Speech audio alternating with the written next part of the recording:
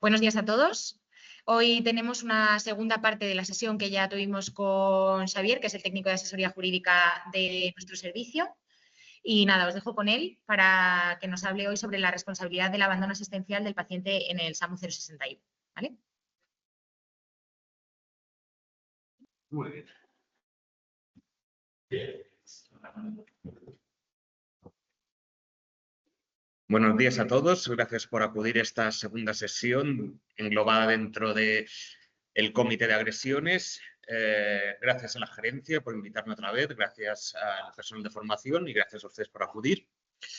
Hoy vamos a tratar un tema que creo que les va a resultar bastante interesante. Es un tema que no es pacífico, es un tema complejo, que tiene muchas aristas y por ello, en esta ocasión he querido reducir un poco la sesión para darle la oportunidad de que hagan las preguntas que necesiten, no se priven en hacer todas las que quieran, puesto que creo que va a traer bastantes dudas. Vamos a arrancar y vamos a empezar, como verán, desde 4 bloques. Vamos a empezar desde la perspectiva deontológica, que va a ser nuestro primer bloque. Y con esto irán viendo una pequeña separación entre las normas. Ahora vamos a entrar en materia. Existen, para su conocimiento, distintos tipos de normas.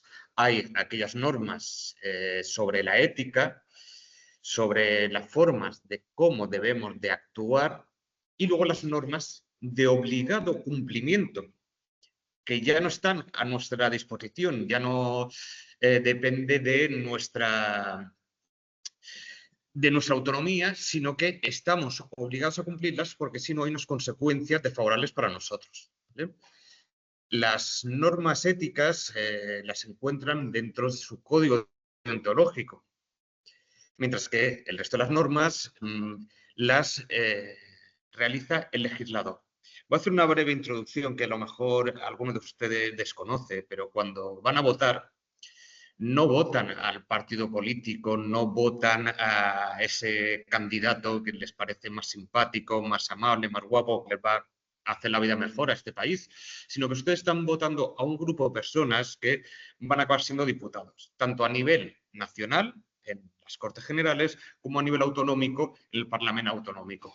Pues bien, estas personas, en definitiva, son las que van a aprobar leyes, que son las normas más importantes dentro de la pirámide normativa. Y a través de esas leyes, luego hay un descenso normativo para desarrollar esas leyes. Pero lo principal son las leyes, ¿de acuerdo? Como les decía, empezamos hablando sobre el código deontológico y no me voy a extender mucho. La verdad, el código deontológico, como les comento, no deja de ser un conjunto de normas éticas. Es decir, vuelvo a reiterar, son patrones de una buena conducta, pero no una obligación establecida, a lo mejor dentro del colegio de médicos, dentro del colegio de enfermería, que es, bueno, me centro en este primero, pueden tener unas repercusiones a nivel interno. Pero a lo que nos interesa a nosotros no nos vamos a obcecar con estas normas. Sí que sepan que existen, que es una buena forma de interactuar, de tener unos principios, pero lo que va a obligar su conducta va a ser otro tipo de normas. Por eso nos vamos a centrar en la responsabilidad asistencial en entornos no seguros y lo vamos a ver desde 3 perspectivas. ¿Por qué 3? Pues porque verán que hay 3 normas principalmente que van a ser de su interés, son las que rigen o pueden llegar a regir su actuación y, curiosamente, no están confrontadas, pero no tienen el mismo peso.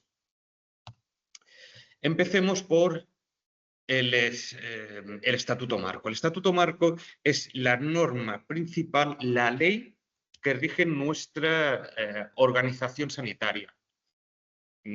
Probablemente ya conozcan que ahora se está planteando una modificación normativa de esta norma.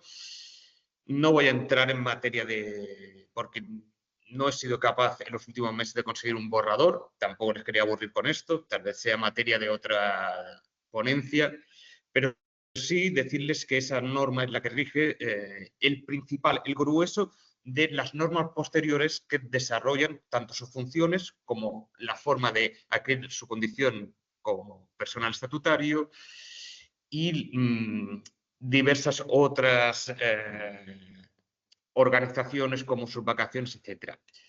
Y dentro de esta organización que hace el Estatuto Marco está la calificación de las sanciones y aquellos actos que ustedes no pueden cometer.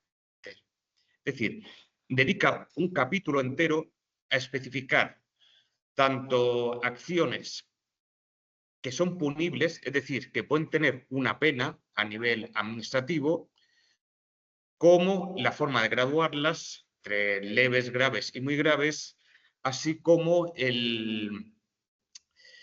la condena que le pueden aplicar, que tampoco voy a ahondar en esto, pero piensen que las faltas graves pueden tener penas de inhabilitación e incluso de separación del servicio, las penas muy graves. Entre ellas encontramos el abandono del servicio. Vamos a situarnos ahora en un caso práctico para que empecemos a desarrollar estas primeras ideas que le reflejo. El abandono del servicio lo podemos plantear, bueno, verán cómo lo ha planteado la jurisprudencia, porque la ley no especifica que se refiere como abandono de servicio, pero vamos a empezar a imaginar en un caso real. Imaginen que ustedes acuden a la cárcel, no a la nueva, sino a la antigua, que está abandonada desde el año 2000. Es un entorno que yo diría que no acaba de ser del todo seguro. Y tienen que atender allí a un paciente. El paciente ha sufrido un corte importante y ustedes acuden y están rodeados de gente a la cual aprecian que tiene malas intenciones. Hay gente que puede estar armada, hay compañeros de la víctima, de la persona que está sangrando, muy alterados, se escuchan gritos, es un sitio oscuro, es un sitio pues eventualmente peligroso. ¿Pueden acaso dejar de atender esa asistencia? ¿Se podría considerar un abandono de servicio y, por tanto, se les podría aplicar una falta muy grave? Veamos. Como les decía, no ha sido la ley, sino ha sido la jurisprudencia quien ha desarrollado el concepto de abandono de servicio. Ya quien ha acudido a sesiones anteriores conmigo ya conocerá que la jurisprudencia es el conjunto de sentencias que interpretan normas. Es decir, no todo está desarrollado, no todo, esto no es una literatura exacta que desarrolla todos los casos. La ley simplemente hablan de ambigüedades para que después los jueces puedan interpretar dentro de lo que pretende el legislador, es decir, quien hace las leyes, qué es lo que quería juzgar, y para ello le deja una cierta discrecionalidad a los jueces para que interpreten.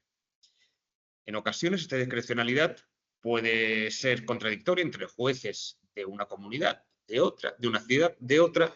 Entonces, el Tribunal Supremo se ocupa de resolver esas dudas y ser el intérprete supremo de esas dudas de cómo aplicar la ley. Y es lo que he hecho con el abandono del servicio, puesto que, como les digo, no estaba determinado. No voy a leerles la sentencia entera, pero sí que quiero que entiendan, voy a leerles a partir del segundo punto, que me parece de lo más interesante, que refiere que ésta no sea admisible al incumplimiento más o menos habitual de las obligaciones profesionales propias del cargo o la ausencia esporádica, no vincula a las omisiones del deber específicos que se está obligando a asumir a una concreta coyuntura y cuya inobservancia fuese determinante de riesgo o lesión para los intereses públicos particulares a cargo funcionario de particular gravedad. No han entendido nada. Y no me extraña, porque ustedes son asistenciales y no jurídicos. Entonces, yo, con toda la buena intención del mundo, les he hecho un pequeño resumen del concepto de abandono de servicio, siendo que se interpreta como la forma reiterada y abandono de los deberes propios de la actividad, lo que parece alejarnos de la sanción en el caso concreto. Es decir, no estamos hablando de que el abandono de servicio se dé para una ocasión particular, sino que el abandono de servicio es un concepto que implica un abandono constante de nuestras funciones dentro de nuestro trabajo. Es decir, no es un día, no son 2 días, sino es estar constantemente dejando de ejercer nuestro trabajo, básicamente. Expuesto esto, ya queda claro que si dejáramos de atender a un paciente en la prisión, por ese riesgo que intuimos, no podría ser interpretado como un abandono de servicio. Entonces, no podría ser sancionado a nivel disciplinario. Pero bueno, sigamos avanzando. Entonces, ¿podemos abandonar al paciente? Bueno, la Ley de Prevención de Riesgos Laborales también aborda la posibilidad de interrumpir nuestras funciones, no como esenciales, sino en general. Tampoco define cuándo se da ese abandono. Puede ser, por ejemplo, cuando estamos en una fábrica, se están tratando con materias explosivas o tóxicas y, por ejemplo, ha habido un escape de esa materia tóxica. En ese momento no necesitamos que el jefe baje y le diga a los trabajadores, oigan, márchense porque se van a contaminar o van a intoxicarse. No, en ese caso, desde la experiencia, los trabajadores tienen que ser capaces de abandonar su puesto de trabajo. Literalmente, el trabajador tendrá derecho a interrumpir su actividad y abandonar el lugar de trabajo en caso necesario cuando considere que dicha actividad entraña un riesgo grave e inminente. Ojo, tenemos un elemento clave, que es que sea grave, no puede ser cualquier tipo de peligro, sino que tiene que ser grave, tiene que ser inminente. Es decir, la inmediatez implica que ese hecho nos pueda afectar y que condicione nuestra vida o nuestra salud. Bien, entonces, aquí no he querido poner la sentencia, pero el Tribunal Supremo también ha desarrollado un par de criterios para interpretar cuándo el trabajador puede abandonar su puesto de trabajo. En este caso, lo tiene que hacer de buena fe, si percibe ese riesgo grave e inminente. No hace falta que se materialice el riesgo, sino que sea razonablemente percibido. Es decir, que haya un escape de gas no quiere decir que vaya a explotar la fábrica, pero podría explotar. No estamos hablando de una situación de resultado, sino de percepción de un posible resultado. No puede haber ni negligencia ni un abuso de este derecho. Si hay un control sobre el riesgo, no podemos estar alegando o siendo negligentes, huir o abandonar el puesto de trabajo con la excusa de que tal vez pueda darse, porque entonces no teníamos los elementos esenciales. Bien, llevamos, calculo, no sé la hora ahora mismo, pero creo que llevamos 15 minutitos y parece que ya hemos resuelto el problema de la sesión. No sé. Lo mismo pueden empezar a hacer preguntas. o más bien no. Vamos a entrar en la tercera parte del bloque. La Ley de Prevención de Riesgos Laborales sirve para justificar el abandono de la asistencia sanitaria. Ojo, como les he dicho, no es una cuestión pacífica. Y aquí entramos en un terreno pantanoso. La ponderación de bienes. No voy a adentrarme ahora, sino lo haré en el bloque 3, sobre lo que es la ponderación de bienes. Pero les adelanto que la ponderación de bienes implica que el derecho de una persona alcanza hasta donde alcanza el derecho de otro. Y es una interpretación que hace el derecho constitucional, que es la norma suprema que rige todo el resto de las normas, está por todas las leyes tienen que estar supeditadas a la legalidad con la Constitución. Entonces, como adelanto, quédense con eso. Su derecho a la vida, su derecho a tener una residencia, su derecho a su libertad de expresión, queda limitado hasta el derecho de otra persona. Le voy a poner un ejemplo muy rápido para que le vaya calando la idea. Si yo soy una persona famosa y a mí un fotógrafo, un paparazzi, me fotografía antes de entrar en un hospital, ¿qué prevalece? ¿El derecho a la libertad de expresión del paparazzi como periodista o mi derecho a la intimidad, puesto que voy a entrar en un hospital y allí se van a tratar pues, la patología que voy a tener, que además son datos especialmente protegidos? Que les cale la idea, porque se tiene que interpretar en cada caso.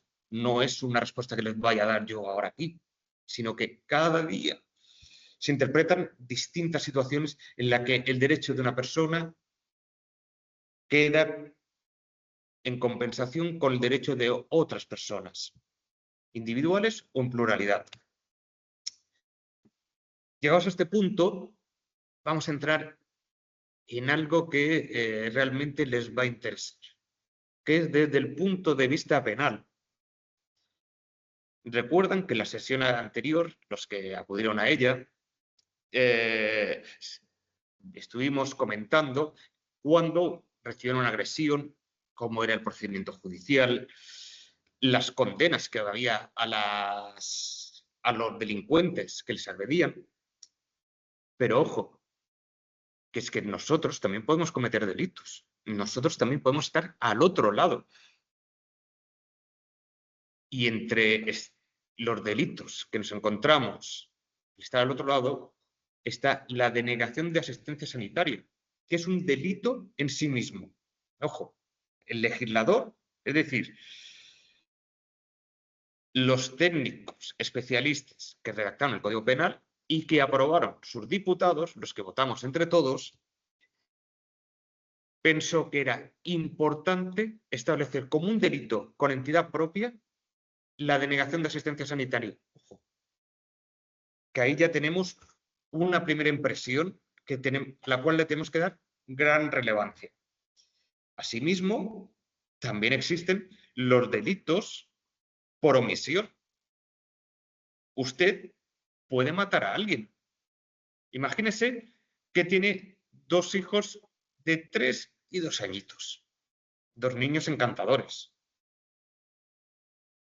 Pero a usted nunca le apeteció tener hijos. Usted tiene otras cosas que hacer, mejores. Quiere salir de fiesta, quiere conocer a otras parejas, por ejemplo, se ha separado, quiere llevar otro tipo de vida y ahora mismo no le causa aprecio esas 2 criaturas. Podría ser tan desgraciado de asfixiarlas, pero es más cruel aún. Las deja morir de hambre. ¿Las ha matado? no directamente, no las ha asfixiado, pero usted tenía la obligación de cuidarlas y las ha dejado morir. Usted ha cometido un homicidio, mejor dicho, un asesinato, que es más grave, porque ha utilizado la alevosía. Para que no lo sepan, condena de 20 a 25 años o, con la nueva reforma de la ley, cadena perpetua revisable. Pues bien, ha cometido un delito por omisión. No ha habido un acto, no ha habido un apuñalamiento, no ha habido una asfixia, pero ha habido un homicidio y lo han cometido ustedes. Usted. Por eso, tengan en cuenta que dejar de atender a un paciente puede tener la misma repercusión. De ahí que haya puesto este ejemplo tan cruel, porque con eso, créanme que no se les olvidará. La posición de garante. ¿Qué es la posición de garante? ¿Qué situación tan curiosa es esta? Pues la posición de garante es un artículo que tiene el Código Penal para definir una situación concreta en la que se encuentran especialmente el personal asistencial, pero nos podemos encontrar cualquier persona. Primero les voy a explicar lo de un tercero y después les voy a situar a ustedes. Imagínense que son las 3 de la mañana, volvemos borrachos hasta una fiesta, nos hemos divertido y hemos sido tan imprudentes y tan conscientes que hemos bebido. Queremos volver a casa, el recorrido no es muy largo, es, no sé, de Palma a Santa Ponsa. Pues por el camino golpeamos a una motocicleta en la que van dos jóvenes italianas que han venido aquí a pasar unos días de vacaciones. Iban a Palmanova, y justo en la cuesta que lleva de Palmanova antes de llegar a Santa Ponsa, ustedes se han despistado, efecto de estar embriagados, les han dado un pequeño golpe con tan mala suerte que los han desplazado y han tenido un accidente. No ha resultado fatal, pero puede llegar a serlo. Es de noche, estamos a principio de temporada, aún no pasa mucha gente por ahí. Ustedes, en esa situación, han creado un riesgo hacia esas jóvenes. Y ese riesgo les ha colocado a ustedes en la posición de garante. Es decir, si ustedes no llaman al 0, esas dos jóvenes van a morir. Si ustedes no llaman o no atienden a esas personas, van a morir. Si deciden marcharse y estas dos jóvenes finalmente resultan fallecidas porque no han avisado las autoridades, a usted se le va a imputar un delito en la misma posición que les había expuesto anteriormente, por una omisión. La posición de garante es aquella situación en la que nosotros podemos hacer alguna cosa. Y como les digo, hay de dos tipos. La del mero hecho de, por su condición de asistenciales, ya es una posición de garante. Ojo, ahora mismo están en la parada del metro de Madrid y alguien se desploma y si usted no atienden, ustedes son responsables. ¿Por qué? Porque tienen la posición de garante. Fíjense la diferencia. En el anterior caso, yo mismo, que no tengo conocimiento de RCP, he puesto en riesgo a las personas y solo yo, porque nadie más pasa por la carretera, podía atender a esas jóvenes. La posición de garante me la he creado. Pero ustedes tienen la condición en sí, por su especial conocimiento del tratamiento asistencial. ¿De acuerdo? Entonces, la posición de garante va a marcar mucho su actuación.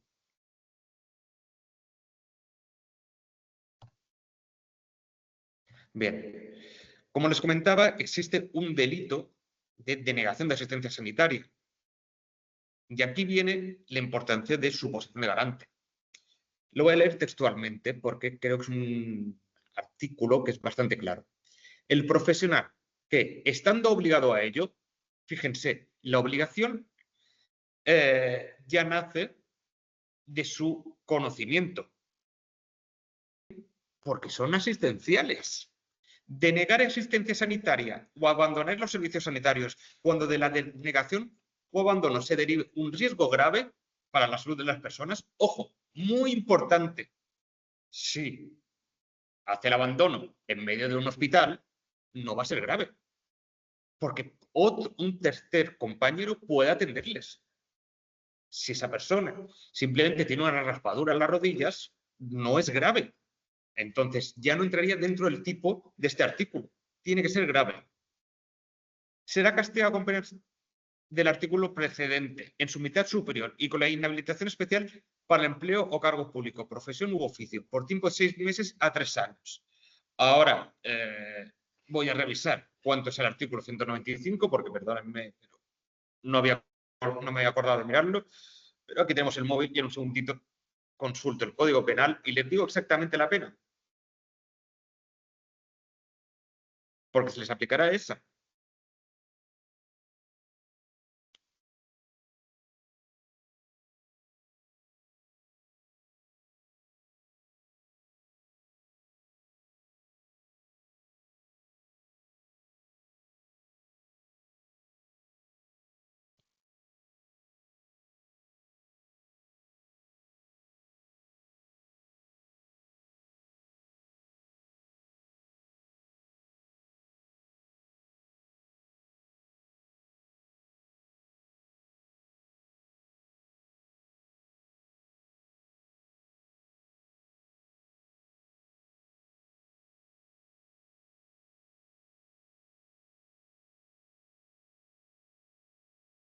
De 6 meses a 4 años en la condena.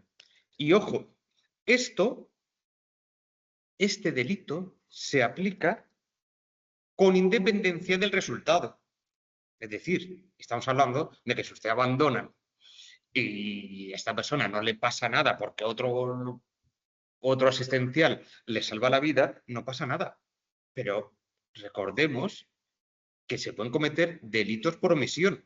Si aparte esa persona acaba falleciendo, a usted se le van a aplicar el delito de denegación de asistencia sanitaria y se le sumará la condena por homicidio. Bien. Como les comentaba, este artículo se aplica a aquel profesional sanitario que se encuentra en una posición de garante ante un tercero. Reitero, la posición de garante la tienen por el mero hecho de estar allí y sus conocimientos. Punto. No hay más. Nuevamente, vuelvo a insistir que solo serán los casos graves. Si no hay un grave riesgo, no se le va a aplicar esto. ¿Se le puede aplicar otro tipo de delito? Ojo, ojo, yo no quiero ser quien diga que no, porque los jueces son muy caprichosos. Y si ustedes han cometido una conducta que el juez considera reprochable, se le pueden llegar a aplicar otros delitos menores, como unas lesiones imprudentes, etcétera, etcétera. Y otro punto muy destacado aquí es la negativa a ser asistido. ¿De acuerdo? Entonces nos encontramos ante una situación compleja. Las negativas a ser atendidos ya no se les aplica este artículo, porque es una decisión individual del paciente. Podemos encontrarnos los ejemplos clásicos de los testigos de Jehová, los suicidios. Cuando una persona trata de suicidarse, deberíamos tratar de evitarlo, pero no se nos podría imputar a nosotros no haber actuado ante un suicidio. Ojo, vuelvo a insistir, los jueces son caprichosos.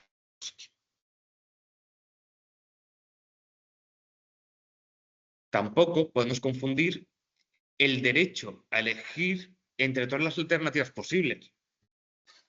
Es decir, una cosa es el rechazo del paciente a ser tratado, y otra cosa es no brindarle todas las posibilidades que pueda tener el paciente. En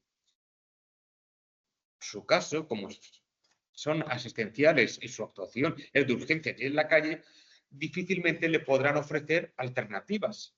Pero cuidado con eso, porque el mundo es caprichoso. Volvemos al caso del Testigo de Jehová, hay algunos grupos que sí que aceptan que su propia sangre sea reciclada para volver a ser introducida en el caso de una operación y así no recibir transfusiones de un tercero. En su caso, en la calle puede haber alguna situación parecida. Sí, no. Sí, no. Oiga, no me ponga puntos, pero póngame una venda. Parece una tontería. Pero podemos encontrarnos situaciones bastante curiosas y conflictivas a nivel legal.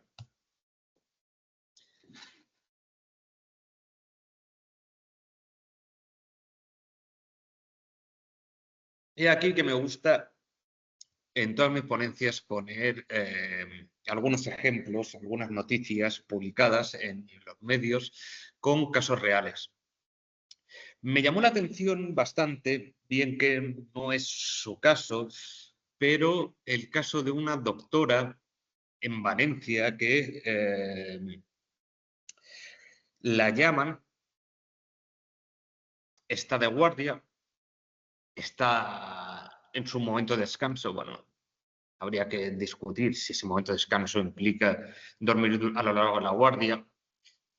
La cuestión es que la llaman para informarle que en un domicilio cercano, no más de 100 metros, hay una persona que puede estar entrando en parada. Pues bien, su pregunta fue: ¿se ha avisado ya al 112? Le informan de que sí, y dice: bien, que se ocupen ellos. Y se vuelve a acostar.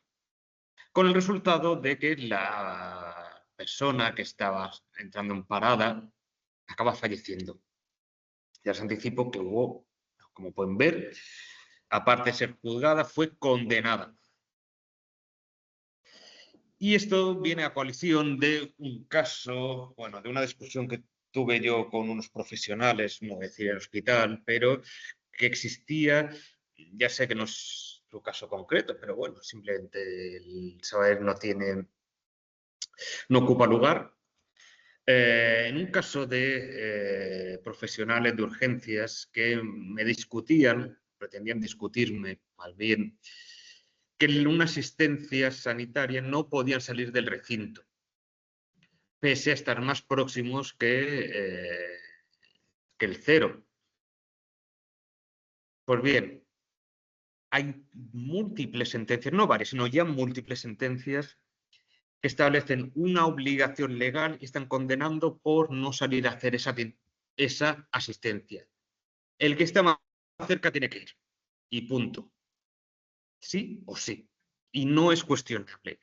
Como si tiene que estar abandonando, a menos que esté en el quirófano operando, el que esté más cerca y pueda intervenir, tiene que hacerlo.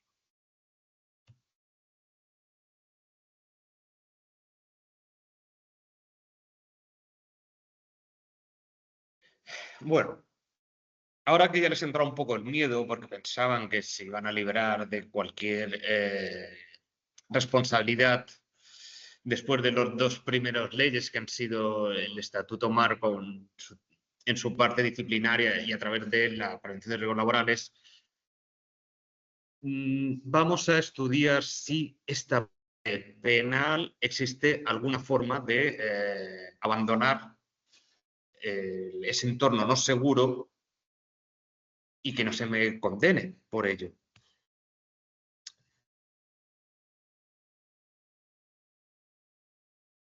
Vamos a empezar con los aspectos a tener en cuenta. Primero de todo, quiero hacer una pequeña apreciación, y es que no me voy a centrar en aquellos entornos no seguros por cuestión del medio. Es decir, cuando hay un incendio, cuando haya disturbios, cuando hay accidentes, cuando exista un terremoto, que se monte un edificio. No voy a entrar en esa parte. Simplemente voy a centrarme en aquellos casos de entornos no seguros por una eventual violencia de terceros. Esos terceros pueden ser usuarios, pueden ser acompañantes, pueden ser familiares, pueden ser el propio paciente. ¿De acuerdo? Primero de todo, la percepción del riesgo. Ya lo he expuesto en muchas ocasiones. No todos tenemos la misma percepción. Y no todos percibimos el riesgo o el miedo de la misma forma. Pero ustedes son trabajadores experimentados. Ustedes ya saben diferenciar el riesgo. Está claro que siempre puede haber las sorpresas, si no, no existirían las películas de terror. Pero saben diferenciar cuando un sitio realmente es peligroso y cuando un lugar puede entrañar cierto riesgo, pero no tener ese concepto de peligroso. Ya les digo que no siempre acertamos, pero la experiencia es un grado y eso nos permite identificar con mayor facilidad de aseveración cuando hay un riesgo real e inminente y cuando no lo hay. Pues bien, esto nos va a servir para volver a recordar de la sesión anterior el qué es un eximente, porque existe un tipo de eximente que ahora vamos a analizar que es muy relevante en caso de abandonar el puesto de trabajo, es decir, la asistencia sanitaria.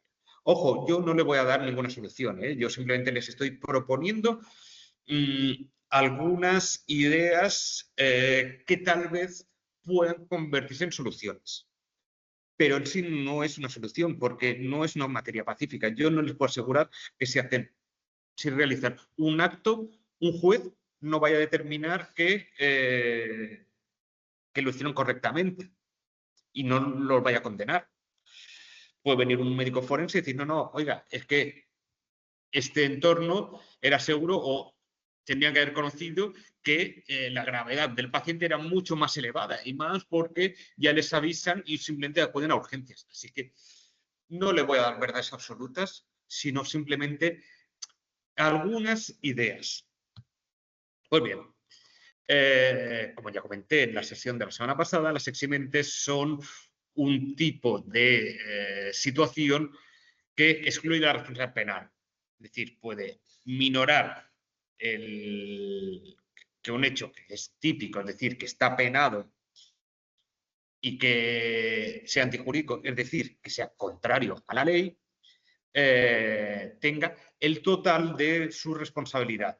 ¿Vale? Para eso, el Código Penal, en su artículo 20, distingue las eximentes completas y las eximentes incompletas. Como comenté, las eximentes completas eliminan completamente la responsabilidad penal. Es decir, aquí usted ha cometido el hecho era punible, el hecho era típico porque hay una norma que dice que usted no puede, por ejemplo, abandonar la asistencia sanitaria, es antijurídico porque es contrario a la ley, porque usted lo ha abandonado, lo ha hecho dolosamente porque sabía que lo estaba abandonando y aún así no va a tener responsabilidad penal. Y en ese caso puede dictar una sentencia absolutoria. Las eximentes incompletas es cuando no concurren todos los requisitos, pero se acercan a un eximente. Es decir,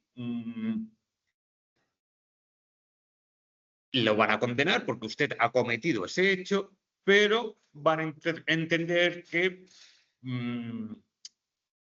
lo ha hecho bajo unas circunstancias que no se le podía exigir el total de la pena. Por lo tanto, se le va a reducir la pena o la atenuarán. Ay, perdón, es que no estoy... Discúlpenme, que tengo una pregunta. Sí. ¿La persona que niega la asistencia sanitaria ha huido o se encuentra bajo los efectos de algunas drogas y si puede ser un atenuante? Bien, esto ya lo expliqué la semana pasada. Por favor, ¿me vuelves a colocar? Perdonen, es que he tocado algo que no debía en vez de contestar a la pregunta como... Tienes aquí la pregunta en el chat. Vale, ahora lo hago. Muy bien. Perdonen, es que no había visto las preguntas anteriores. Vamos, como sé que le van a ir surgiendo muchas a lo largo... No, vamos a aprovechar para contestar las dos preguntas. Sé que le van a ir surgiendo muchas dudas, entonces voy a ir contestándoselas así como van avanzando y finalmente vamos a dar una ronda de preguntas también. Bien, dentro de las preguntas tenemos que esto viene del caso anterior. Un alta puede ser también denegación de ayuda. El alta no es una denegación de ayuda. El alta es un acto que de forma consciente la persona, bueno, nosotros como profesionales entendemos que el paciente ya está curado para nuestra asistencia. Ojo, eso no quiere decir que no le digamos que mañana acuda a que le quiten los puntos que a lo mejor le hemos puesto o que tenga que hacer una segunda asistencia o que tenga que volver de urgencias si se encuentra mal. Entonces, el alta en sí no es una denegación de ayuda. La otra pregunta que tenemos es si la persona que niega asistencia ha bebido o se encuentra bajo los efectos de alguna droga, que niega asistencia ha bebido. Aquí tenemos un conflicto y es, ¿esa persona tiene la capacidad consciente de tomar la decisión individual de entender que lo que le estamos exponiendo nosotros, que es, oiga, si usted no se ha atendido, puede tener un derrame cerebral, pongamos por caso, ¿va a condicionar su decisión? Pues lo tenemos que determinar nosotros. Y ojo, porque como les he dicho, ustedes en el momento van a hacer una apreciación, pero en un juicio, un forense a lo mejor, sin estar en la situación, simplemente con los documentos que tenga, va a decir, no, es que tendrían que haber tomado otra decisión. Es muy delicado, es muy delicado. Yo en ese caso prestaría la asistencia por el riesgo a que haya una interpretación distinta en un procedimiento judicial posterior. Bien. ¿Qué pasa cuando teniendo un recurso asistencial público más cercano se envía un recurso asistencial privado mucho más lejano para beneficiar a este último, retrasando dicha asistencia al paciente o accidentado? ¿Qué pasa? Es que entiendo, o sea, entiendo que se refiere a... Sí, lo he entendido, Laura. Sí.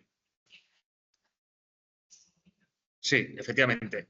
Bien, esto es una situación totalmente distinta. Aquí no sé.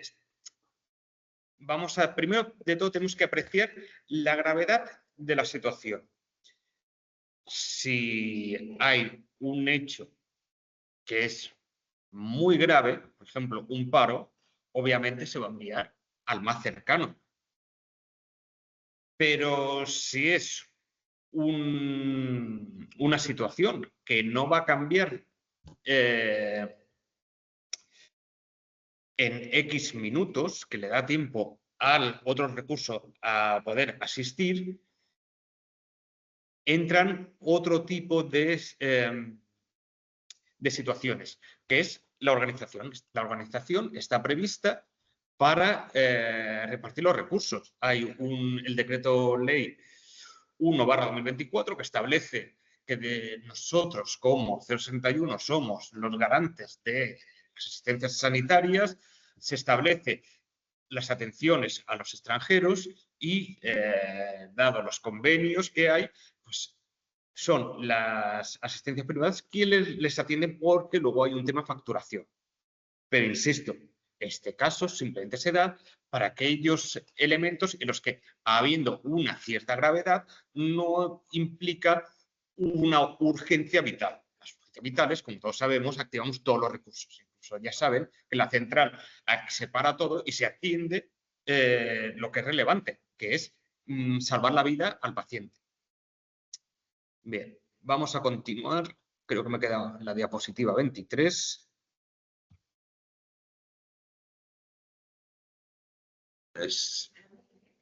A ver.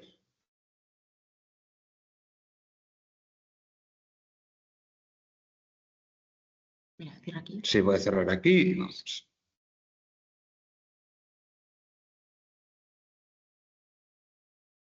Un poco de delicada. Y si pones vista... Espera, que fleximente. ¿Vista cómo? El moderador te sale más grande. Vista. Opciones, perdón, pantalla completa. Así lo ves mejor. Y las notas. Es que no hay estas notas, las podemos quitar. No. De contenido. Ay, no sé ahora cómo se quitan las notas. Espérate.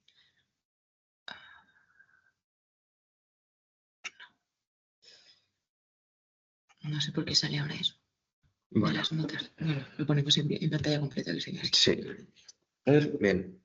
¿Lo ven?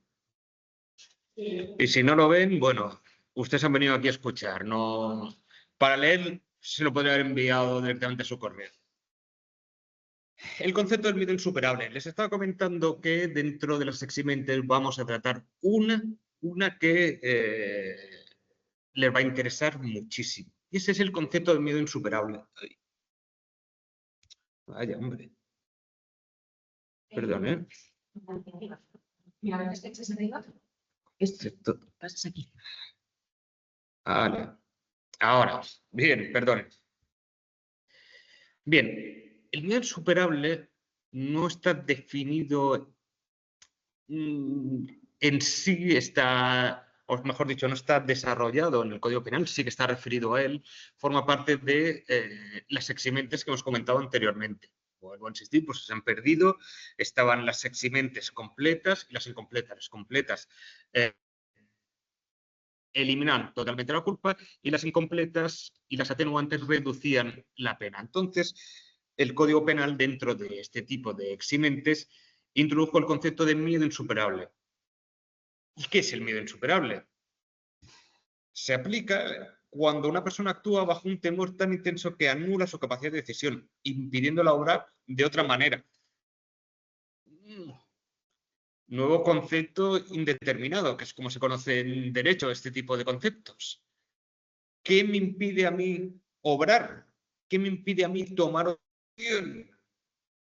Ese miedo tiene que ser real, tiene que ser serio, tiene que ser inminente y debe de crearme tal desasosiego que no puedo actuar de otra manera.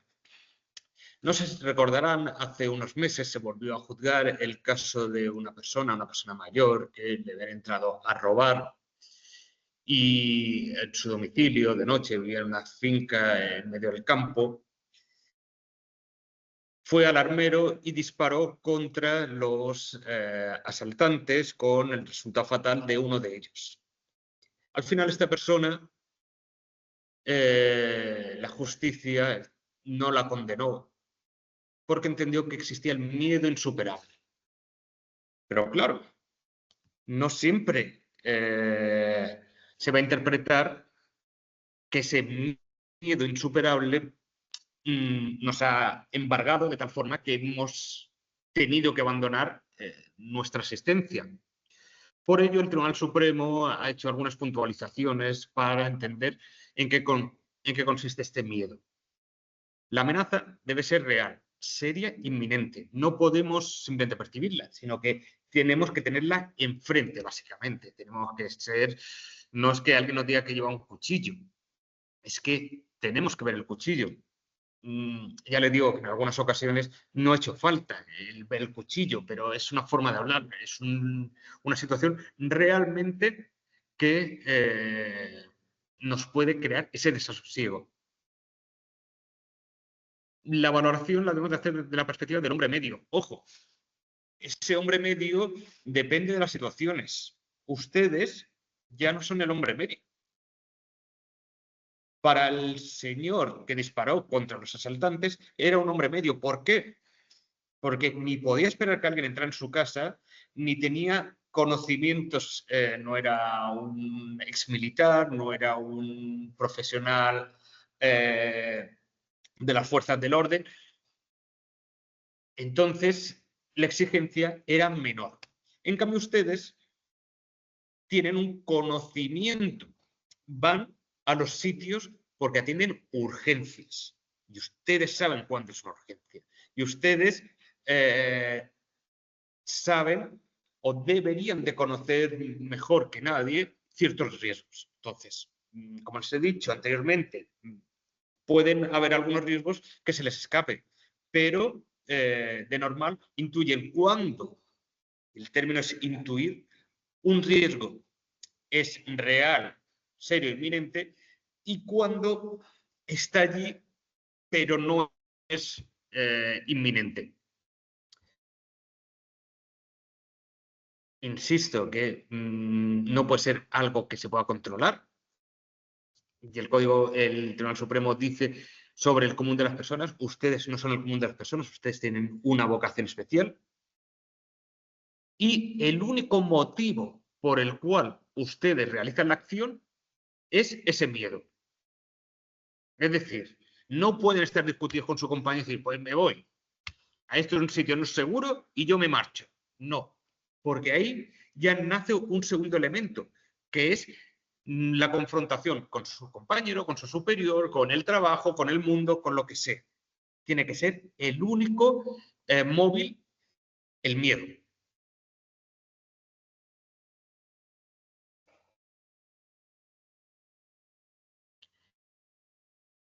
Bien. ¿Recuerdan que les he hablado antes de la ponderación de bienes jurídicos? Pues ha llegado el momento de adentrarnos un poco más en él. Y voy a poner un ejemplo. Imagínense que acuden a una casa, no voy a decir el barrio, para no herir sensibilidades, pero bueno, acuden a un domicilio donde hay muchos familiares. Y hay una persona mayor, una mujer mayor, rodeada de esos familiares, y así como entran, a atenderla, parece tener un... Desde la central le han dicho que es un shock hipoglucémico, pero rápidamente se dan cuenta que no, que eso es un paro. Están a punto de entrar en parada por no sé, cualquier otro motivo. Así como entran, han subido unas escaleras, es un tercer piso, le han ido dando de collejas por el camino, le están insultando, les están amenazando, les están medio agrediendo, o les están agrediendo, pero de una forma que a lo mejor desagradable, pero es que si no atienden a la mujer, esa mujer probablemente vaya a fallecer. Y ustedes les siguen golpeando, les siguen amenazando, les muestran hasta una navaja y le dicen que si le pasa algo a la abuela, se lo van a llevar por delante. La situación cada vez se vuelve más tensa, más tensa, más tensa. Le siguen golpeando. Ustedes tratan de buscarle una vía, no la encuentran. Eso pone aún más nervioso a los familiares. Más insultos. Les cae alguna patada. Les pregunto yo, ¿creen ustedes que deberían de abandonar porque la situación cada vez es más grave? Pues guárdense la respuesta para ustedes. Yo no se la voy a dar. Sí que les digo que aquí estamos ponderando bienes jurídicos y que el derecho a la vida de la mujer, de la abuela, de los cabestros que les están agrediendo, probablemente para un juez sea más importante que las lesiones que estén sufriendo por los golpes continuos de los desgraciados que les están agrediendo. Tenemos, no sé si me ve bien la cámara, porque no me veo yo, pero hay una ponderación de... A ver. Sí, vale, pues hay una ponderación de bienes en los cuales se tiene que ponderar cuál es más importante. El derecho a la vida o unas lesiones. Fíjense, no me gustaría estar en su situación, pero se puede dar.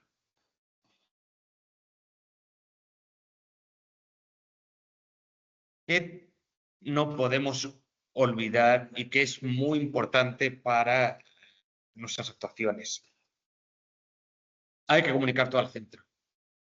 hay que explicar todas las situaciones, hay que hacer un acto de contrición, pararnos y describir la situación. Oiga, estoy en tal sitio, la persona está en tal situación, yo me encuentro este riesgo, este problema, hay que avisar a las autoridades, es un riesgo, no puedo entrar porque me están agrediendo.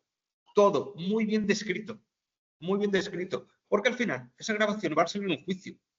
Y si a ustedes se les ve asustados de verdad, inquietos, exponen el riesgo, no les digo que lo vayan a absolver, no les digo que le vaya a aplicar un eximiente de miedo insuperable, pero estarán más cerca a salir absueltos porque podrán probar su actuación a que si no tienen pruebas.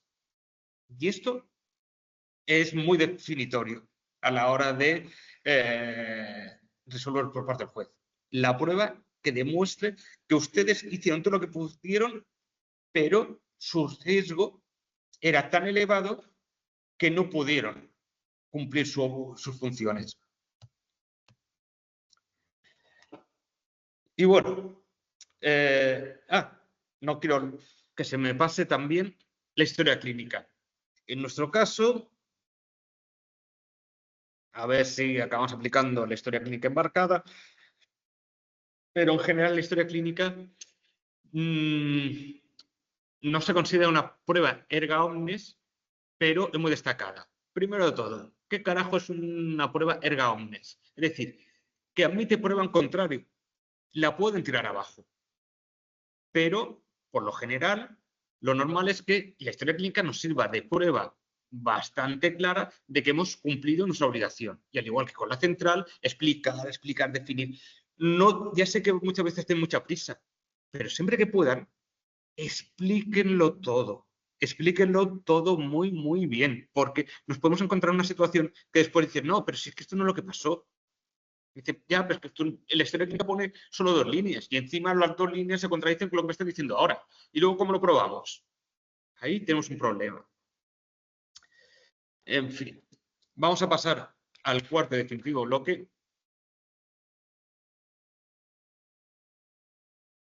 Nos vamos a salir de la materia penal y vamos a entrar en otro tipo de responsabilidad. Es la conocida como responsabilidad patrimonial, la responsabilidad por mala praxis, por incumplimiento de la lex artis.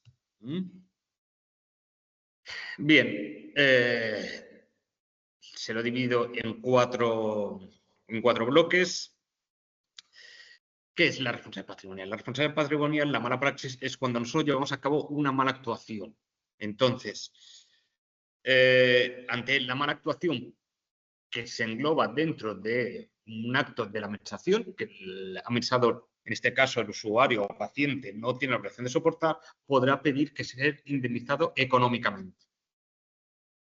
Esa responsabilidad se inicia desde el hecho o desde la sanación de las lesiones provocadas por el hecho. Imagínense que hacen una sutura, la sutura queda fatal, la persona tiene que, le queda una cicatriz horrible por toda la cara y la sutura ha quedado mal porque lo hemos hecho mal nosotros. No estábamos inspirados y nos ha salido mal. Esa persona puede iniciar un procedimiento de responsabilidad patrimonial en el cual, si se cumplen una serie de elementos que ahora estableceremos, puede reclamar a la administración pública y ésta tendrá la obligación de indemnizarle. Y les anticipo que para eso tenemos un seguro que cubre este tipo de indemnizaciones, pero ojo, cuando se hacen de forma dolosa, imagínense que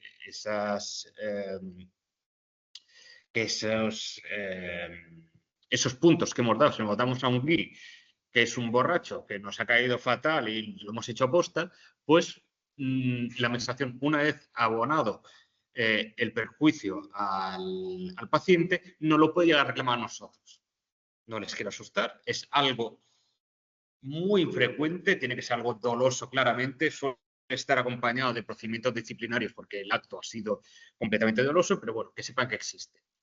Bien, para determinar la responsabilidad tiene que existir un daño efectivo, es decir, si no hay un daño, no hay un procedimiento de responsabilidad. Tiene que ser evaluable económicamente, es decir, hay cosas que son intangibles, pero de normal todo tiene un precio. He individualizado en una persona o grupo de personas. El daño tiene que haberlo sufrido una persona o un grupo de personas que podamos definir. Los que sean más mayores tal vez se acuerden del caso del aceite de colza, que en un primer momento se dijo que no se podía indemnizar porque no se podía determinar todos los afectados. Bueno, que sepan poco la línea maestra de cómo va el tema de la responsabilidad patrimonial. ¿De acuerdo? Bien, este daño tiene que ser consecuencia de una acción directa de la administración, en este caso nuestra actuación. Tiene que existir esa relación de causalidad. Si no hemos sido nosotros, pues obviamente, o sea, nosotros como administración pública, obviamente no se nos puede reclamar a nosotros. Y el funcionamiento tiene que ser normal o anormal. Es decir, si es un daño que han sido esos puntos que los hemos puesto bien, pero nos han quedado mal, es un funcionamiento normal. Si esos puntos han sido los que hemos hecho a mala leche, también es indemnizable. Es decir, son indemnizables las dos situaciones, pero hay excepciones. La fuerza mayor, por ejemplo, un caso paradigmático es: tenemos que amputar un pie porque la persona que es diabética, tiene tal infección que si no le amputamos el pie se le va a extender a la pierna, y si se le extiende a la pierna se va a extender a todo el cuerpo y va a acabar falleciendo. Entonces, eso es una fuerza mayor. O los daños que en particular tenga el deber jurídico de soportar de acuerdo a la ley. Otro caso paradigmático, las expropiaciones. Expropiaciones, por mucho que a la gente no le guste, si tienen que hacer, si la administración considera que se tiene que construir una carretera, y tenemos una finca al lado del trazado de la nueva carretera, tendremos que soportar que nos expropien nuestra finca para construir la carretera y nos paguen lo que se conoce como un justiprecio. Y finalmente, como he dicho, tiene que ser por acción u omisión de la administración. Ya hemos comentado que las omisiones se puede llegar hasta cometer delitos, como homicidio de niños. Bien. El daño tiene que ser efectivo, evaluable económicamente, individualizado a un grupo de personas. Esto es reiterar un poco. Tiene que existir el daño, tiene que ser evaluado económicamente de acuerdo a una serie de parámetros al momento de producirse el daño, y tiene que ser individualizado. Hemos comentado.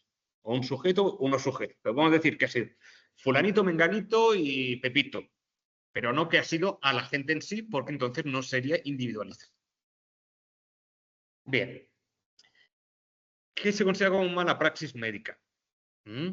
Es cuando se hace una actuación sanitaria defectuosa y le causa un daño al paciente. Nuevamente, tiene que existir esa relación de causalidad y no debe concurrir la fuerza mayor ni el deber jurídico de soportar el daño, como con la amputación del pie. ¿De acuerdo? Todo esto es un poco más de lo mismo, simplemente quería que cogieran estas ideas globales sobre responsabilidad patrimonial. Y entre ellas, la obligación de emitir un informe en el plazo de 10 días. Cuando digo un informe, de verdad, muchos, ya sé que no ustedes, pero muchos hacen un copiar-pegar de la historia clínica. No, esmérense un poquito más. Expliquen qué ha sucedido. Y es lo que le van a pedir. Cuando se pone una reclamación patrimonial, el Departamento de Responsabilidad Patrimonial reclama al responsable, al asistencial que ha atendido, corresponda un informe que es de obligado cumplimiento, que se tenga que evacuar, es decir, que se tenga que emitir y enviar. Y ese informe va a servir para explicar qué ha sucedido, las lesiones que se han causado y si se ha actuado de forma correcta o se ha actuado bajo una mala praxis. ¿De acuerdo? Entonces, háganme el favor de hacer informes bien. Si tienen dudas, consúltenme a mí. Yo he enseñado a miles de personas a hacer informes. Creo que he aprendido 2 o 3 personas de esas miles de personas, pero bueno, seguro que algo habrá mejorado en el resto. pongan un poco los antecedentes, pues acude paciente tal, tiene tales patologías tal, denle un poquito de forma, expliquen qué ha sucedido, la patología, el diagnóstico, etcétera, etcétera. Pongan una pequeña conclusión, pues se actuó bien, pues dentro de lo que conocimos consideramos que actuamos correctamente o pudo haber algún error y fírmenlo. Muy importante, tienen que firmar los informes. Y más ahora que tienen la firma digital. Y si no, firma manuscrita y ya veremos cómo arreglarlo. Pero la medida de lo posible con la firma digital. Pero no dejen un informe sin firmar porque no es un informe. Bueno, insistir que estos 10 días es una obligación y puede acarrear expedientes disciplinarios por incumplimiento. Y finalmente, ya recalcar que la historia clínica y la central son nuestros grandes aliados. Tienen que ser descriptivos, comentar todos los hechos, dejar todo bien recogido. Sean pulcros, sean aseados, escriban, describan, que hagan las cosas bien, checando lo que ha sucedido. Porque si no, hoy sabemos que ha salido el sol. Dentro de 3 o 4 años, si tenemos un juicio, tendremos que demostrar que hoy salió el sol. Y con esto me despido, les doy las gracias a todos y abro la ronda de preguntas porque imagino que tendrán muchas dudas. Muy bien. Gustavo, ante un traslado de un paciente agresivo que no está detenido y la negativa de acompañamiento por parte de la policía, a pesar de informarles que estamos en una situación de riesgo, ¿qué debemos de hacer? Y Gustavo, con la iglesia hemos topado. Te explico lo que hay, lo que ha hecho iba a decir el juez Marlaska, no, ahora ya es ministro, el ministro Marlaska, qué se debería de hacer y lo condenados que estamos. Para empezar, el traslado de pacientes agresivos y los detenidos, en concreto, perdona, que no estaba detenido. Primero, disculpa, te voy a contestar, te voy a alargar tu pregunta para darle respuesta a algunas dudas que podrían surgir después y después te concretaré el tuyo. Bien, el tema de los detenidos, hay una norma, creo que es bastante antigua, creo que te diría que es, si no es, bueno, preconstitucional segura, pero casi franquista, que establece que tendrán que ser las fuerzas y los cuerpos de seguridad quienes hagan el traslado de aquellos detenidos. Y ahí se para. No dice qué pasa con aquellos detenidos que, por ejemplo, están intoxicados etílicamente o que tienen problemas de salud. A raíz de esto, el año pasado, y para contentar a la Juspol, es decir, al sindicato de la policía, el ministro Marlaska hizo una instrucción en la cual estableció que los detenidos irían en la ambulancia e irían acompañados, no físicamente con los cuerpos y fuerzas de seguridad, sino en custodia con un segundo vehículo o tercer vehículo que haría de acompañamiento. Yo creo que esto choca con la norma original, que tienen que ser las fuerzas y cuerpos de seguridad. ¿Lo vamos a conseguir? No. No, porque es que van a decir que están cortos de personal, que ellos no son asistenciales, que hay un riesgo para los policías, lo cual me parece ya el colmo, teniendo en cuenta que nosotros somos asistenciales y no profesionales de seguridad. Y es un gran debate. Yo creo que es ilegal, que se tendría que impugnar y que es inconstitucional, pero bueno, esa es una opinión mía. En tu pregunta concreta te refieres a un paciente agresivo que no está detenido y que la policía no nos quiere acompañar. Es difícil valorar esta situación. Cuando un paciente es agresivo se le tiene que hacer inmovilizaciones. Tenemos que distinguir a aquellos que son agresivos porque tienen un brote psicótico, porque son personas que tienen una patología en sí, de aquellas inmovilizaciones a lo mejor pues, de alguien que tiene una intoxicación o porque de por sí es gilipollas, tal cual. Nosotros somos los únicos que deberíamos de tocarlo, puesto que no va a estar detenido, pero bueno, en ciertas situaciones lo que tenía que hacer es dejarlo detenido. ¿Qué debemos de hacer? El transporte lo tenemos que hacer igual. ¿Está bien? Pues no, a mí me gustaría darles una respuesta, pero tendremos que transportarlo porque no deja de ser un paciente. Muy bien, Yolanda, en el caso que nos envíen un paciente agitado, un entorno que ya conocemos como conflictivo, hostil, Punta Ballena, Sombaña, etcétera, estando activa la policía, ¿debemos acudir al servicio aún antes de que llegue la policía? O si ya prevemos el peligro, podemos esperar a que llegue la policía con nosotros. Mira, Yolanda, vuelvo a lo mismo, no te puedo dar una respuesta fehaciente de qué es lo que se tiene que hacer bien, porque corremos el riesgo de que un juez diga, no, han actuado mal.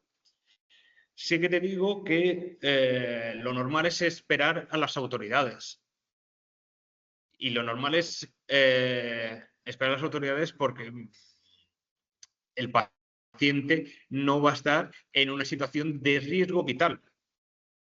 Pero nos podemos meter en un problema muy grave si el paciente está en riesgo vital, cosa que probablemente nos van a haber avisado desde la central y no lo atendemos. Y el paciente tal vez fallece porque hemos esperado demasiado para atenderle esperando a las autoridades. ¿En un juicio le podemos echar la culpa a las autoridades? Sí. ¿Que había un riesgo y que lo hemos previsto y nos ha generado un desasosiego suficientemente amplio porque a lo lejos veíamos a gente pues muy violenta? Tal vez te lo compren, pero como te he dicho, dentro del tipo de miedo insuperable tiene que haber una mediación y no todos los jueces interpretan igual, ¿eh? Ese es uno de los grandes problemas. No todos los jueces son comprensivos, no todos los jueces interpretan de la misma manera. Y comerse un juicio de 7 años con una condena de prisión para luego estar esperando un recurso ante la audiencia o el Tribunal Superior de Justicia para que nos den la razón y finalmente nos den la razón, no es agradable. No es agradable. Así que yo lo único que hago es, os digo que tengáis sentido común y que eso tiene que regir principalmente vuestra actuación. Pero no os puedo dar una solución 100% de cómo tenéis que actuar.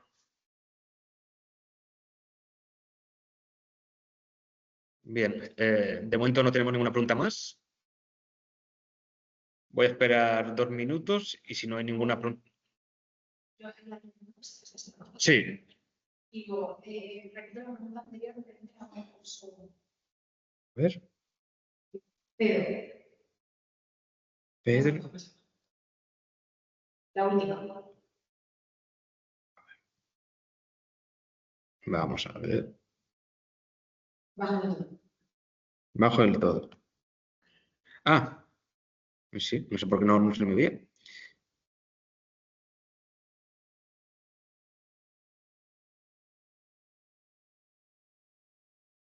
Bien, Pedro, pensaba que había respondido a tu pregunta, pensaba que había quedado claro.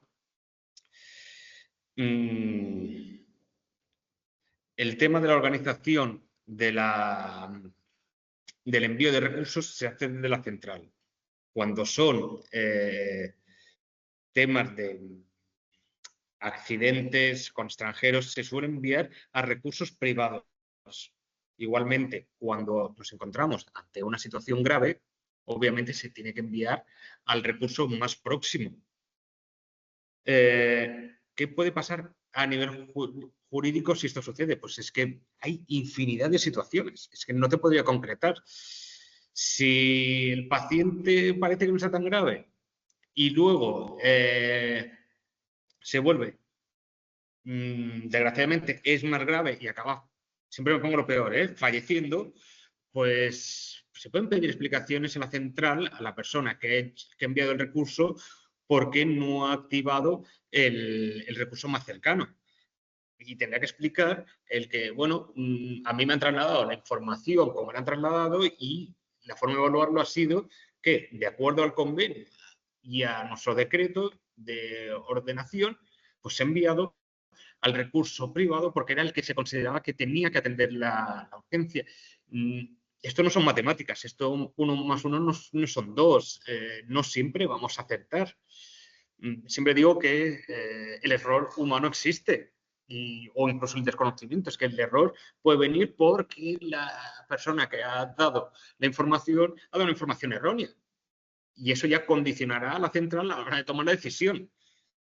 Por eso se tendría que estudiar en cada caso. Bueno, ya te digo, el hecho de que se envíe un recurso privado es porque en principio se ha evaluado que no hay un riesgo vital y de conformidad al reparto asistencial se ha enviado el recurso que correspondía. Tenemos que tener en cuenta que nosotros no absorbemos ni podríamos absorber todas las asistencias. Se tienen que repartir y para que haya ese reparto, pues algunos tienen que irse a través de recursos privados, siempre y cuando sean esos casos facturables que tiene previsto la norma.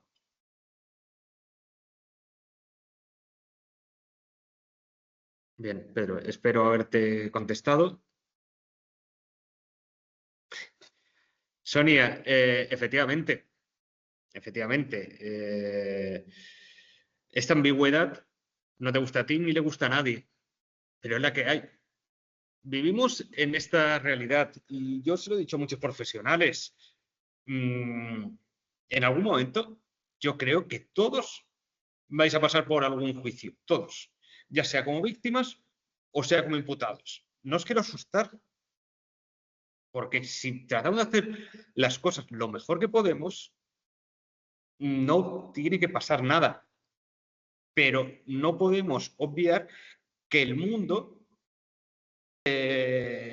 funciona de esta manera, que es que no podemos meternos en la cabeza de un juez porque los jueces interpretan normas y a lo mejor lo que tú sufriste la noche de los hechos y que asumiste como un miedo insuperable, pues vendrá un abogado y dirá, bueno, pero ¿y usted sabía lo que iba? ¿Y usted no había estado en otras situaciones? ¿Y usted no sabía qué tal? ¿Y usted sabía que el paciente tenía ya una patología grave? ¿Y usted sabía que el paciente podía fallecer? Y aún así no lo atendimos. Esas situaciones nos van a poner contra la espada de la pared un abogado y el juez se creerá a una parte más o una parte menos. Ya sé que no es agradable, pero es la justicia. Y es lo que nos toca a nosotros. Yo también he tenido que pasar por muchas situaciones por mi trabajo y situaciones muy graves de responsabilidad. Y he tenido que asumir cosas simplemente por realizar mi trabajo en todos los campos. He tenido que acudir a juicios y he sido denunciado y he estado en los dos lados. Es lo que me toca. ¿Haré otra cosa? Pues no. Me gusta mi trabajo, sé la responsabilidad que tiene, sé lo complejo que es no sé, y creo que no sé hacer nada mejor. Se hacen muchas cosas, pero nada mejor. Entonces, yo sigo en mi trabajo. Este mismo caso que les expongo también lo pueden tener los arquitectos. Un arquitecto puede establecer unas pautas dentro de una obra y a la que se da la vuelta alguien no llevar cascos, caerle un cascote en la cabeza, matarlo y el arquitecto está imputado, ¿eh? Así de claro, está imputado. Y ahí está imputado. El arquitecto está imputado, el responsable de prevención de riesgos laborales, que ha dado charlas, cursos y explica un millón de veces que hay que llevar casco. Y los trabajadores, yo qué sé, pues para secarse el sudor se lo ha quitado y ha tenido una desgracia que le ha caído. Y aún así existe esa imputación.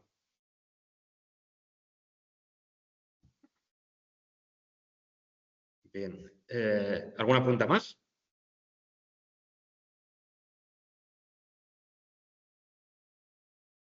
Voy a darle de margen 2 minutos y si no, pues ya me despido. Bien, parece que sí. En casos concretos podemos grabar nuestra actuación médica con funcionario para su uso en caso de denuncia.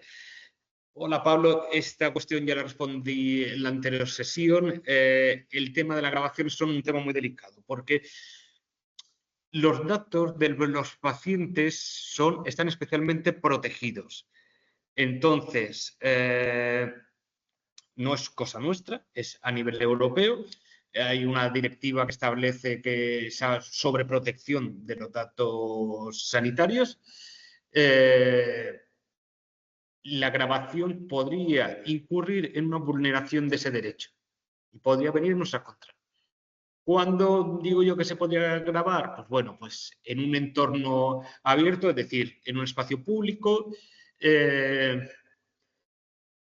sin dar datos concretos, sin que se vea el tema de ni de patologías, ni diagnósticos, ni que le estamos ni siquiera poniéndole un inyectable para a lo mejor un caso psicótico que se tranquilice. Todo eso no se podría hacer y muchísimo menos dentro de la ambulancia. Entonces, ya le digo, únicamente en casos muy concretos y tratando de proteger y no vulnerar los derechos del paciente en cuanto a la confidencialidad de sus datos sanitarios, de cualquier tipo de patologías, tratamientos, etcétera, etcétera. Muy delicado, muy delicado. ¿Por qué? No es, ya le digo, no es una cuestión nuestra, es a nivel europeo y sobre todo que quien hace las normas no es quien las tiene que ejecutar, con lo cual tiene la gran ventaja de no encontrarse los problemas que nos encontramos nosotros en la calle.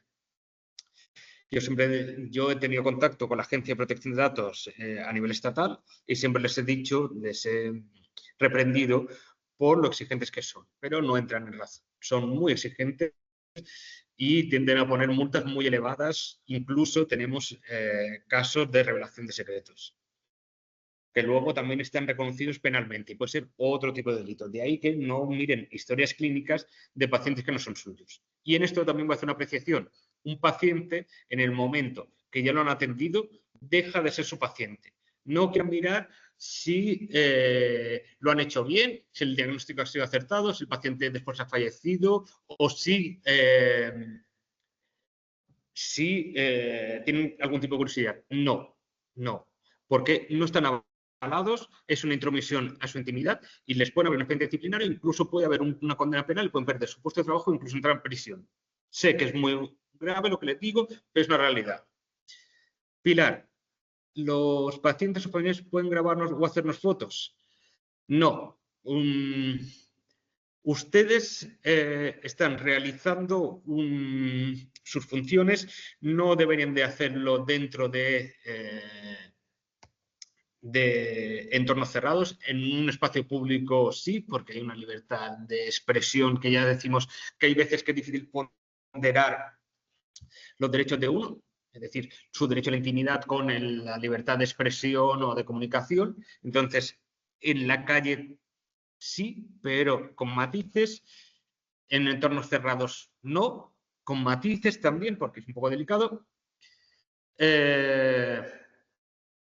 Pero luego está que esas grabaciones son muy difíciles de probar. En definitiva, si luego no las suben a una red social, es difícil que sean denunciables. Esa intromisión. Tampoco está previsto en la ley un artículo que determine penalmente, en la ley a nivel administrativo, un tipo de sanción para aquellos que le graben. Eso nos reduce las actuaciones a que podrían poner una demanda civil por los daños causados o un delito por intromisión en la intimidad, pero en ocasiones con escaso recorrido. Tendría que verse qué hacen con esas grabaciones. Más que el hecho de grabarles, qué hacen con esas grabaciones. Eso es lo que podría determinar una posible actuación penal o civil o que no tenga repercusión. Y sí, están desprotegidos en muchos aspectos, pero bueno, por eso les trato de dar estas charlas para tratar de protegerles todo lo que puedo, anticipándoles algunos tips que se dice ahora. Yo me gusta llamar más consejos de cómo deben de actuar. Sobre todo, vuelvo a insistir, si ustedes lo comunican todo muy bien, si lo dejan muy bien reflejado en la historia clínica, tienen muchos visos de que le den la razón siempre.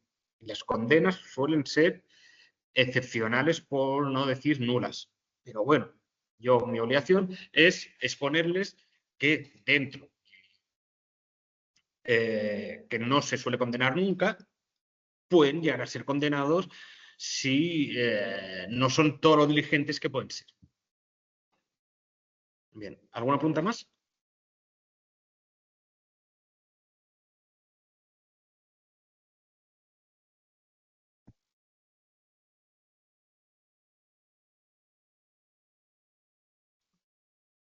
Vale. ¿Cuáles son los matices para grabarnos en vía pública? No pueden publicarlo, pero pueden grabarnos, ¿no? Y en zonas privadas no pueden grabarnos. Muchas gracias.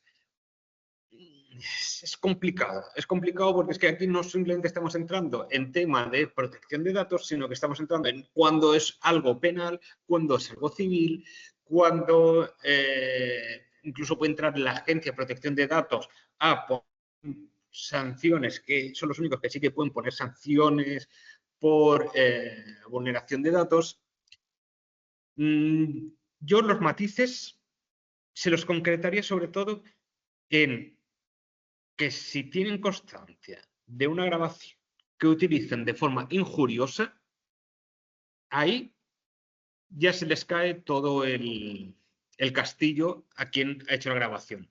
¿Por qué? Porque ahí ya tenemos un delito de injurias públicas que, para aquellos que acudieron la semana pasada a la sesión, comentamos que es un tipo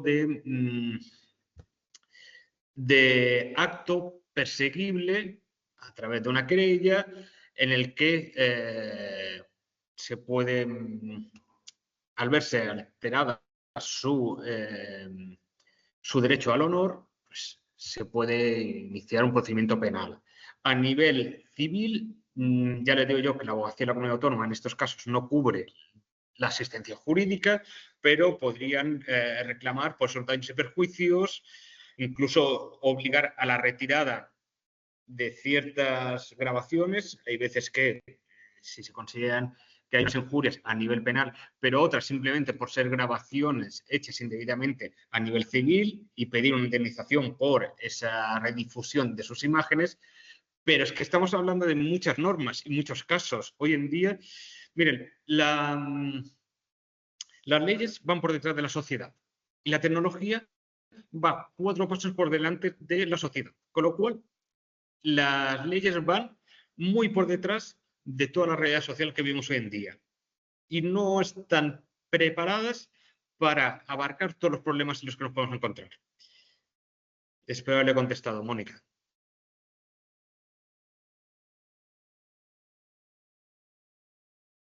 Bien, ¿alguna otra pregunta?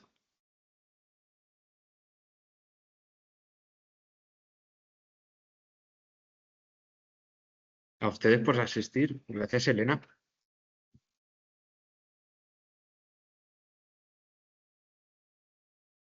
Bien, voy a dar 2 minutos de margen. Y si no hay más preguntas, pues bueno, ya me despido. Y como siempre, espero no les haya aburrido. Espero que les haya resultado interesante el tema. Espero que hayan podido aprender algo. Y que sepan que siempre pueden venir a mi despacho a resolver cualquier tipo de duda que tengan en cuanto a su trabajo.